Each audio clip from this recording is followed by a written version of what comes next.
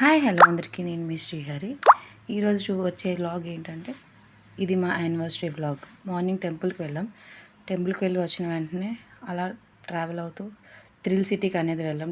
Thrill సిటీకి morning around 11:30కి అలా reach అయ్యాం. 11:30కి వెళ్ళిన తర్వాత ఈవినింగ్ 6 వరకు ఉన్నాం. సమ్ పిక్స్ అనేవి ఇక్కడ యాడ్ చేస్తున్నాను చూడండి. మా హస్బెండ్ అండ్ నేను బంపర్ కార్ రైడ్ అనేది రైడ్ చేస్తున్నాం. నెక్స్ట్ అలా లంచ్ టైం అయిపోయింది.